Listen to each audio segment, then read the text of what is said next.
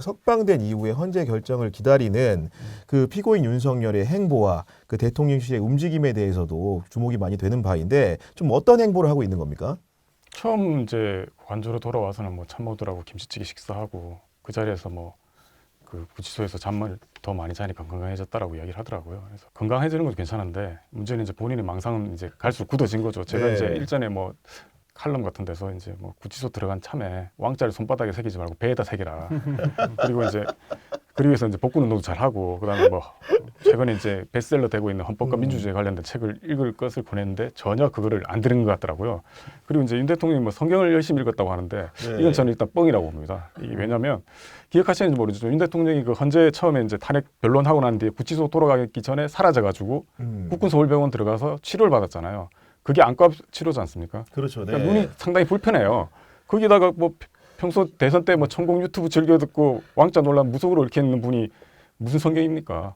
그래서 그 최근에 어디 그 여의도 순복음교회 목회장님인가요? 그분이 이제 인터뷰를 한 거 보니까 대통령의 무속 논란에 대해서 아주 공적인 자리를 그 루트를 통해 가지고 엄중히 뭐 항의를 했다고 그러는데 결국 이제 이게 이제 극우 보수 기독교 세력 염두에 둔 이제 멘트죠. 그 성경을 읽었다는 거는. 그런데 이제 그 뒤로 뭔가 이렇게 또 움직임이 있지 않을까 싶었는데 그 뒤로는 되게 잠잠합니다. 지금 보면 이제 뭐 국민의힘이 권영세 비상대책위원장하고 권성동 원내대표 만나서 뭐 30분 차담했다고 그러고 참모들하고 점심한 뒤로는 지금 뭐 특별히 뭐 뉴스거리가 나오지 않죠. 이게 가급적 이제 눈에 띄지 않고 이제 자제하고 있는 모습인데 이게 뭐 탄핵 심판 앞두고 있으니까 뭐 헌재 자극하지도 않고 그다음에 야당에 이제 공개빌미 주지 않겠다는 뭐 전략적 침묵 이런 정도 아닌가 싶습니다. 아니 그리고 성경책을 읽었다는 대목에서 저는 어떤 생각을 했냐면은 이분이 대범한 건지 무모한 건지 왜냐하면 헌재에서 자신의 파변 여부를 결정하는 변론 기일이 매번 열리고 있는 거거든요. 그러면 통상적인 그 피청구인이라면은 그 구치소 안에서 본인 사례를 연구해야죠. 근데 성경책 봤다는 게 너무 좀 만원하고 편하게 들리지 않습니까? 아니 일단 이거 제 뇌피셜인데요. 뭐 일단 성경책은 글씨 저 좀 옛날에 봤거든요. 글씨가 되게 빽빽해요. 보이지가 않을 거예요 아마. 그리고 평소에 저기 활짝 큰 책도 안 읽으시는 분이 책을 읽었을 것 같지는 않고요. 어차피 이제 헌재에서도 궤변과 어떤 논리적인 변론을 한 게 아니잖아요. 그러니까 연구를 할 필요가 있나요? 오히려 저기 밖에 있는 태극기 세력을 좀 더 선동할 메시지가 무언가 아니면 어떻게 좀 더 효과적으로 선동할 것인가 뭐 이런 생각만 했을 것 같아요. 근데 과연 그럴 그 정치적 어떤 정무적 감각이 있는가 이건 또 다르지만 여하튼 자기 사례를 연구한다기보다는 밖에 자기를 지지하는 세력들이 어떻게 좀 더 선동이 되고 나를 위해서 좀 띄워줄까 이런 메시지 연구하지 않았을까요? 예. 아니 그러다 보니까 어떤 의심도 드냐면은 사실은 박근혜 전 대통령이 탄핵 당할 때도 대통령실이나 주변에 있는 참모들이 대부분 다 기각이 될 것이다 이런 확신을 가졌다는데 본인도 좀 그런 생각 아닌 게 아닌가 싶어요. 이건 뭐 제 경험도 있으니까요. 네. 그러니까 이게 근데 느낀 건 제가 보면 양쪽 다 약간 집단 최면 비슷한 게 걸려 있는데 박근혜 때는 이랬어요. 박근혜 대통령 전 대통령 때 청와대 관계자들은 이제 사적으로는 뭐 잘 아니까 이제 보면 만나면 이런 얘기를 합니다. 아 어떠다 우리가 이렇게 됐을까. 그러면서 그때 가장 많이 욕한 사람이 누구냐면 우병우 전 민정수석이었어요. 이 사람이 왜 이 최순실이 이러는 걸 제대로 하지 않았느냐 이런 비판을 하면서도 한편으로는 근데 이건 기각이야. 왜냐하면 탄핵까지는 안 가는 거야. 이렇게 얘기들을 했어요. 그래서 왜 하나같이 이럴까 이랬는데 다만 이제 나중에 탄핵되고 한 몇 달 있다가 이 어떤 분을 만났는데 이분이 이제 왜 그때 박근혜 전 대통령 탄핵되고 나서 그때 그 전후로 수석들이 다 물갈이가 됩니다. 이제 뭐 책임지고 나간다고 하고 사실상 도망간 거죠. 그리고 이제 그 와중에도 내가 자리 한번 해보겠다고 수석으로 들어오시는 분이 계시잖아요. 근데 여하튼 어떤 분하고 한번 만난 적인데 생각보다 굉장히 소탈하게 말씀을 하시는데 자기가 보기에는 이건 완전히 뭐 내용을 법리적인 걸 떠나서 이거는 인용이다. 근데 서슬이 퍼렇트라는 거예요. 어느 안전에 말을 꺼내느냐. 그래서 자기 입도 뻥끗 못했다고 합니다. 근데 지금 뭐 대통령실도 그런 심지어 거죠. 그때 얘기 들어보니까 무슨 해외 순방도 준비했다는 얘기도 케이크도 케이크도 뭐 준비했다고 하고요. 예, 지금 뭐 그 윤석열 피고인도 그 비슷한 생각을 하는 게 아닌가 하는 의심을 드는데 결국 그래도 직무가 정지돼 있기 때문에 그가 과연 밤에 무엇을 하는지 굉장히 궁금해하는 국민들도 많거든요. 술에 얽힌 일화 많지 않습니까? 네, 뭐 지금 윤석열 대통령이 밤에 뭐 다른지 국민들 별로 궁금할 것 같지 않고요. 빨리 좀 어디 좀 안 보였으면 좋겠다는 생각 좀 하긴 하는데 뭐 술을 얽힌 이야기는 많죠. 이제 뭐 근데 그 관련해서 이제 제가 지난 회에 이제 퀴즈 하나 냈는데 이번에 그때 뭐 구 기자가 정확히 맞춰가지고 이번에 좀 야심차게 퀴즈 하나 더 아, 준비했습니다. 어떤 겁니까? 네. 윤 대통령이 이제 후보 시절에 네. 대통령 후보 시절에 이제 기자들 이제 뭐 그때 이제 대선 유세 다니면서 기자들 만나 술자리에서 이제 자기가 대통령 되면 세 가지를 하겠다라고 약속한 게 있습니다. 아, 그래요? 이게 첫 번째가 이제 청와대 안 가고 광화문 쪽으로 간다. 뭐 이거는 오. 절반은 맞았죠. 용산 쪽으로 용산 갔으니까. 갔으니까. 네. 두 번째가 김치찌개 끓여줬다. 이거는 뭐 그래 좋네 실제로. 예. 요건 바가지로 들어먹었지만 아무튼 이렇습니다. 어. 나머지 하나가 있는데요. 그게 뭘까요? 뭐 술과 관련된 네, 맞습니다. 뭐가 아닐까 네. 싶은데 좀 어떤 내용인지 궁금하네요. 그게 자기가 대통령 되면 그 대통령 전용기에다가 바를 만들어 가지고 순방 기간 그 진짜요? 상공에서 폭탄주 한잔 하자라는 거였답니다.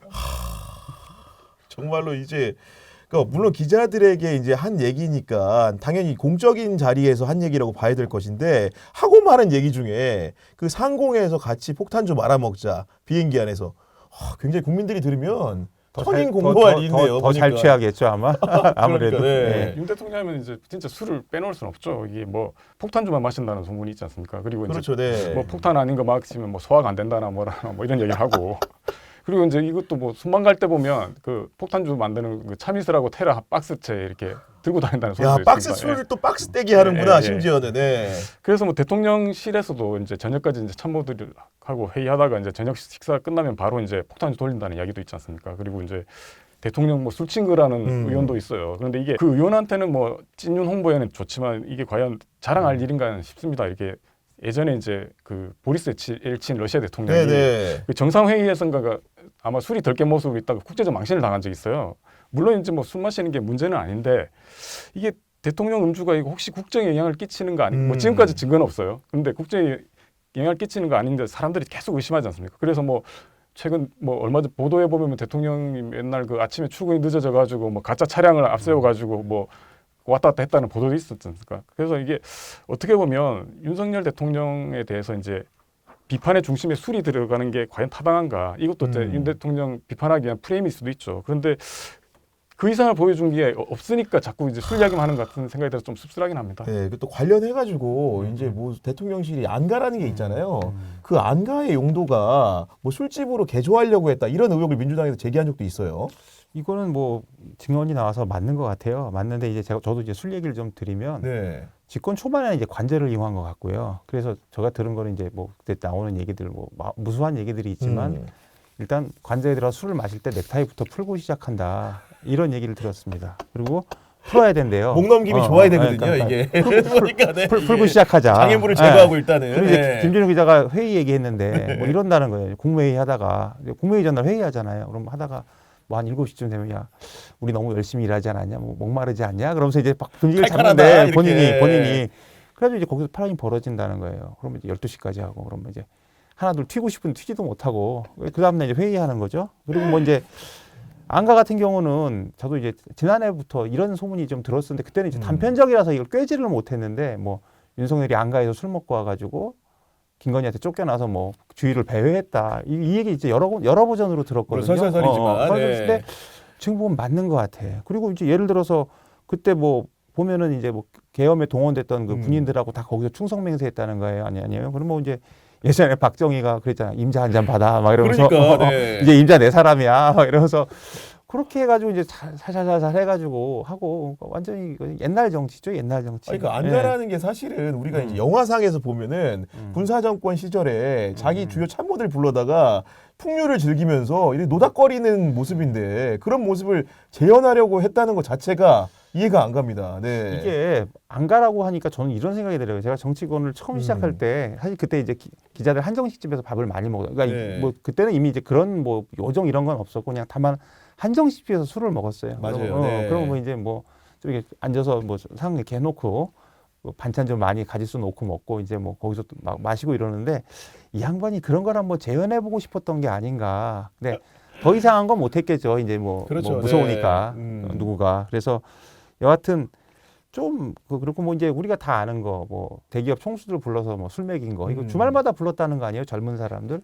그래서 뭐 특정 기업이 특정되니까 뭐 이거 너무 잘 알려진 얘기인데 어떤 재벌 총수님은 저기 발인 거 어디 해외 순방 따라갔다 술 먹고 엘리베이터 앞에서 토했다. 이런 뭐 이제 그 예, 받은 예. 글이 돌았죠 실제로. 이거는 네. 뭐 거의 팩트로 보여집니다. 그리고 이제 이건 특정돼서 말은 못 하겠어요. 아무튼 뭐 그래서 이런 사람을 보면 이게 뇌 알코올이 이제 자기의 정신을 잠식했다. 이게 좀 맞는 것 같아요. 아니 예. 근데 술을 좋아하는 사람이 뭐 나쁜 사람 없다는 얘기도 있고 한데 이분 같은 경우에는 술과 연관된 얘기들이 좋은 얘기로 안 들리는 경우가 많고 실제로 본인의 성미, 그 경로라는 성미와 또 이제 접착이 되면서 좀 안 좋은 효과도 많은데 술 먹은 얘기를 왜 이렇게 공사석에서 많이 하는 걸까요? 글쎄요, 이게 뭐 어떻게 보면 처음에는 이제 그런 얘기를 많이 하더라고요. 그 대선 때 보면 이제 윤석열 후보 당시 후보 처음에 이제 검찰총장 있다가 이제 정치권으로 진입했을 때 사실 검찰총장 네. 있을 때는 취재 관행이라는 게 사실 기자들이 딱 붙어가지고 뭐 일일이 다 물어보고 그런 게 아니지 않습니까? 그런데 정치권에 가면 뭐 기자들이 막 몰려 들어가지고 온갖 것 다 묻잖아요. 그래서 되게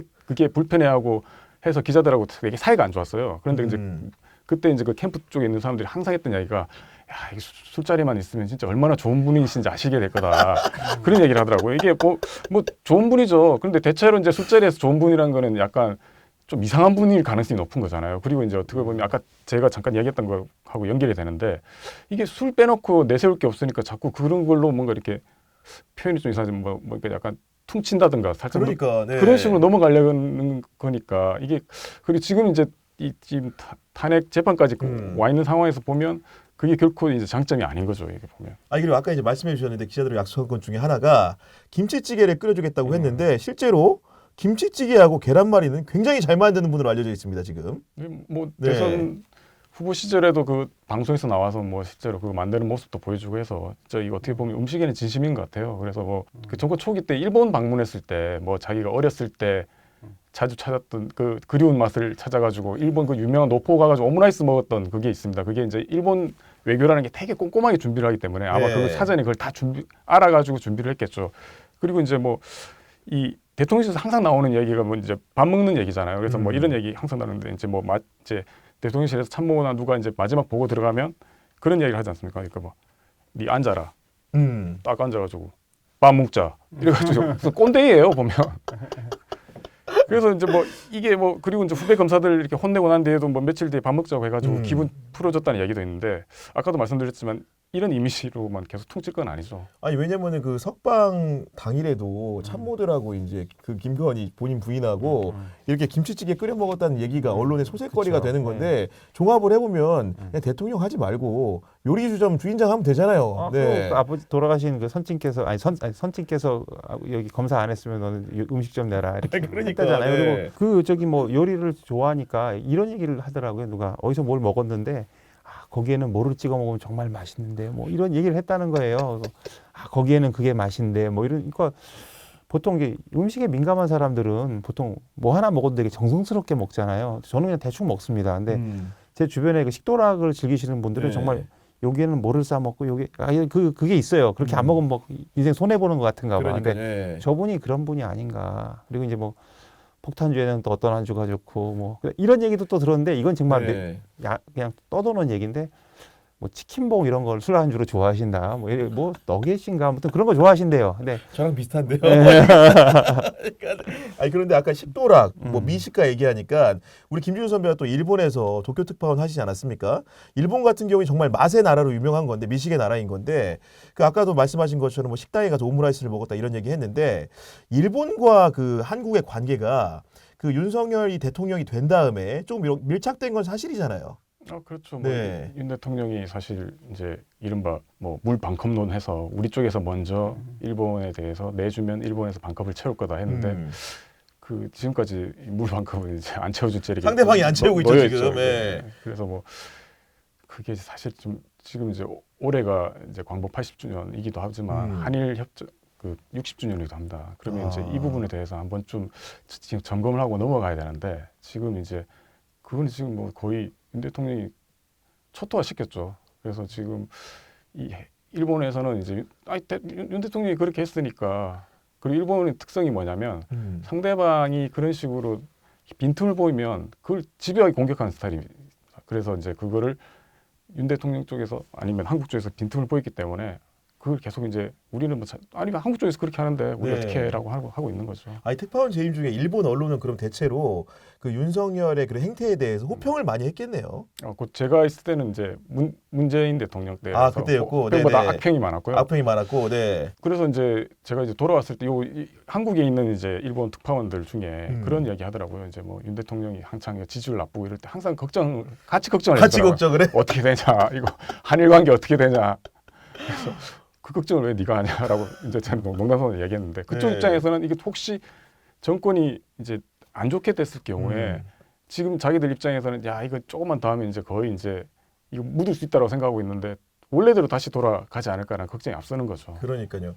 일본에서 이제 일본 언론에서 오신 서울 특파원들이 어떻게 보면 윤석열 걱정을 한다는 건데 반대로 한국 언론에 복무하는 우리 기자들은 윤석열을 만나면서 좀 어떤 생각을 하고 있는 겁니까? 뭐 저는 따로 만나지는 않았지만 제가 뭐 겪어본 적이 않아서 뭐 그냥 검찰 시절에는 술 좋아하고 뭐 직설적이긴 한데 되게 은근히 되게 사람 챙기고 정 있다 이런 얘기 좀 들었어요. 그리고 그래서 이제 또 이 양반이 유명해진 거는 그 이명박 정부 박근혜 정부 박근혜 정부 때, 이명박 네. 정부 국정원 댓글 사건 때 국회에 나와서 뭐 얘기하고 하면서 유명해졌잖아요. 그래서 맞아요. 네. 야권에서 칭송하고 근데 의외로 만나보면 굉장한 보수 인사다. 그러면서 그때 이제 박근혜 정부 시절에 탄압받지만 박근혜를 찍었을 사람이다. 뭐 이런 얘기를 들었고요. 그다음에 대통령 때는 뭐 말할 거 없죠. 뭐 지금까지 벌어진 거 보면 이 사람이 속사정은 이런데 이런 말할 필요가 없잖아요. 워낙에 이제 공개적으로 좀 비토를 당하실 일을 하셨고 뭐 내라는 다시 그런 거 할 수 있는 대통령이 없으니까 뭐 안 만나봐도 별로 만나고 싶지 않은 뭐 그런 느낌입니다. 사실 얼굴도 보기 싫어요. 아니 우리 김주 선배도 공사석에 들은 얘기가 좀 있을 것 같은데요. 아까 뭐 자꾸 윤 대통령 나오는 게 뭐 술, 밥, 그리고 말, 욕 뭐 이런 거 아닙니까? 네. 그래서 아까 뭐 잠깐 구 기자도 얘기를 했지만 기본적으로 뭐 말하는 거 좋아하고 뭐 말에 대한 얘기 많지 않습니까? 뭐 100분 뭐 1시간 중에 59분 떠든다는 얘기도 있고 그리고 그 59분의 절반이 이제 음식 얘기라든가 뭐 자기 썰 푸는 거 실제로 그래서 회의하면 한 10분 정도 회의한다 뭐 이런 얘기도 있지 않습니까? 그리고 이제 그걸 가지고 누가 그런 얘기를 하더라고요. 발언 독식가다. 그러니까 이게 단순히 이제 뭐 말을 많이 하는 게 아니라 다른 사람들이 끼어드는 걸 참지 못하는 거죠. 그러니까 자기 고집이 세고 화를 내고 그래서 근데 예전에 뭐 전진석 비서실장이 처음에 이제 비서실장 되고 난 뒤에 윤 대통령이 회의에서 얘기를 할 때 자기가 이제 용감하게 끼어들었대요. 중간에 분위기 싸했답니다. 그 뒤로 한 번도 안 끼어들었다고 그러래요. 그래서 이게 이제 뭐 윤 대통령이 말을 후배들 말을 잘 들어준다는 증언도 있지만 이게 기본적으로 그 전제는 뭐냐면 자신의 권위에 도전하지 않을 때만 그랬다는 거잖아요. 나랑 생각이 같을 때만 그렇죠, 이겠죠. 네. 그래서 이제 기본적으로 자기 확신이 강하고 그러고 보니까 이제 대선 때 그런 이야기도 있었어요. 대선 때 윤 대통령이 초창기에 이제 문제됐던 게 쩍벌다리 아닙니까? 쩍벌남. 그렇죠. 네. 그걸 옆에서 이거 좀 고치시라 했다는 거예요. 그랬더니 처음에 이렇게 웃음 듣고 있다가 나중에 계속 그러니까 책상을 탁 치면서 아니 그런 게 중요하지 않는 거 아닙니까? 중요한 거는 콘텐츠라고 했다는 거예요. 지금 그 생각하면 또 한 번 씁쓸해지긴 한데 그러니까 이게 뭐 윤 대통령의 이런 말을 많고 이른바 발언 독식이라는 게 저는 어떻게 보면 이제 술보다 위험하다고 생각합니다. 이게 어떻게 보면 이게 소통의 방식이잖아요. 그런데 지금까지 보면 이게 국정에 지장을 줄 정도 소통 맞아요. 방식에 네. 문제가 생기는 거고 자기가 옳다는 거고 그렇다 보면 이제 그게 문제는 그 옳은 게 잘못됐을 경우에 파국으로 가는 거죠. 윤 대통령 이번에 이제 헌법재판소 나와서 이제 자기 변론하는 거 보면 이게 거의 확신범 수준 아닙니까? 그러니까 자기가 옳으니까 눈 하나 깜짝하지 않고 거짓말을 해요. 그러니까요. 네. 그런 걸 보면 이제 이 아까 뭐 돌아가신 선친 이야기 하시던데 이게 선친이 그 이야기 하지 않습니까? 그 저 이종창 광복회장한테 네. 이 아들이 뭐 모르고 자라가지고 고집이 세니까 좀 따끔한 충고 좀 부탁한다고 했잖아요. 그걸 어떻게 보면 이 금쪽한 내 새끼인데 차마 말은 못하고 그래서 이제 부탁을 한 거니까 그게 전형적으로 윤 대통령의 성격을 드러내는 거고 어떻게 보면 윤 대통령이 지금까지 한 걸 보면 자신의 이미지를 만들고 그때마다 바꾸고 그리고 이제 뭐 거짓말도 잘하고 그렇죠. 네. 그리고 그 문재인 정부 시절에 검찰총장 하다가 이제 후보였을 때 거짓말 한 거 아닙니까? 검찰 개혁하겠다고 그렇게 해서 어떻게 보면 이제 성공해서 대통령 자리에 올랐는데 문제는 이게 자신의 부족한 부분을 고치려고 하지 않고 채우려 하지 않고 결국에는 이제 하다 안 되니까 이제 뭐 국가 폭력에 의존하는 그러니까요. 거죠. 네.